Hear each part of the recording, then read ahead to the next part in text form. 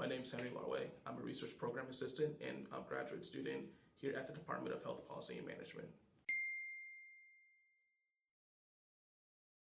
What made you want to go to grad school? I was trying to figure out what to do after I graduated my senior year. I was pre-med for most of my undergrad, and then I dropped it suddenly the summer after my junior year. And then the public health department let us know that we could apply for a Master's of Science in Public Health here at Bloomberg. So I just took a chance and I got into the program, and that's how I ended up going to grad school instead of getting a job.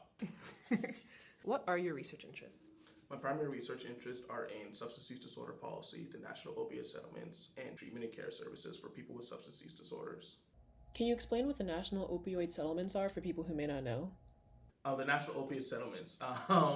So basically, those settlements are a group of states and local jurisdictions got together and sued pharmaceutical industry, including Purdue Pharma, Mallinckrodt, Janssen, which is Johnson & Johnson. Like, they sued the industry writ large for causing the opioid crisis and for their part in spurred it on.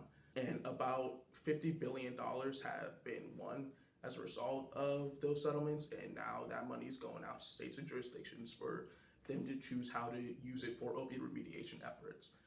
Part of my work here at Hopkins is to at least look into literature and policies that we know work and provide examples of how states can use their settlement dollars to fund those programs.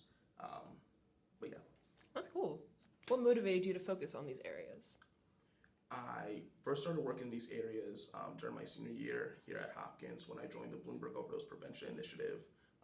And before, I wasn't specifically interested in them. I was more so into like health systems work.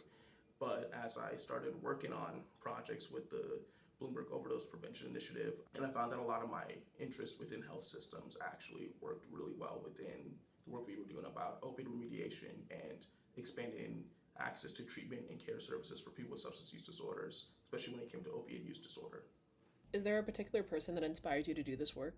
My boss, Sarah Whaley, who was the first person to get me into this work, actually. She plugged me into a lot of projects, looking to how states plan to use their settlement dollars to either expand services or aid historically marginalized groups of people. And working on those projects got me really passionate about figuring out how states can use their money and policies to help people with substance use disorders and to see an end to this overdose crisis. What would you say to someone who is thinking about pursuing a degree in public health?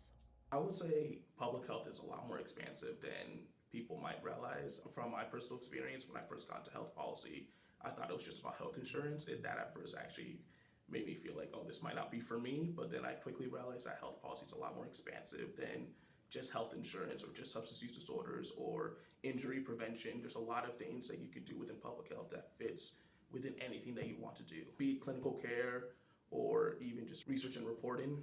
There's a lot you can do with public health, so don't be shy about exploring this field. What do your parents think about your career trajectory thus far? They're happy about it now.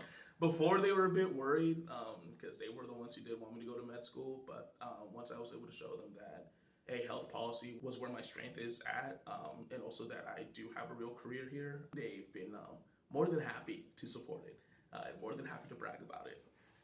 We love to see it. Yeah. What do you like to do to decompress when you're not working? I love reading books. They're a really nice way to like decompress and just be in another world than the one that we're in right now. Even if that other world is just as crazy or scary, it is nice to think about our real world problems in a fictional setting and then bring it back in a way that is easy to understand and also analyze. Other than that, I like watching soccer. Go Blues, if you know what that means. What are the Blues? Chelsea. Chelsea. But yeah, I'm also a soccer fan. I like hanging out with my friends. Baltimore is a very beautiful city, actually. I think one of my favorite things to decompress is actually to explore the city and see new things and just enjoy living in Baltimore.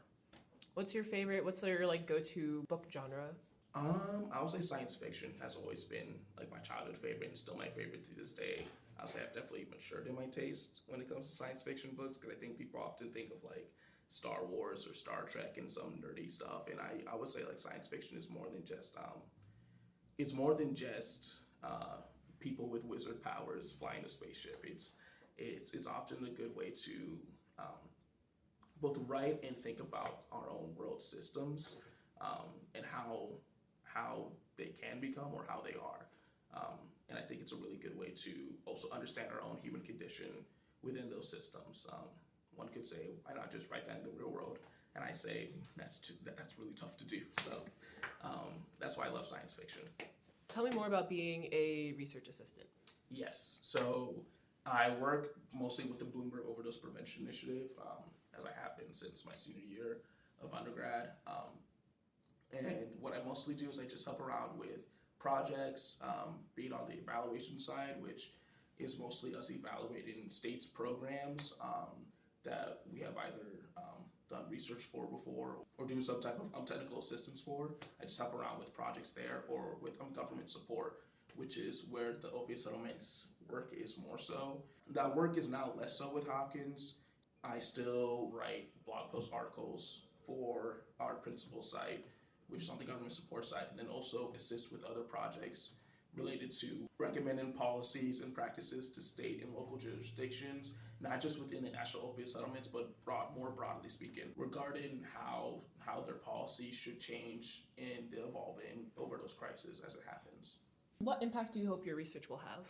I hope my research will be able to inform states about which policies and practices are best able to help people with substance use disorders and help states realize that helping instead of punishing people is the best way to end this overdose crisis. There's a lot of laws that are still on the books that criminalize rather than humanize people, and I hope that my work is able to show how states are able to fund and use programs that heal people rather than harm.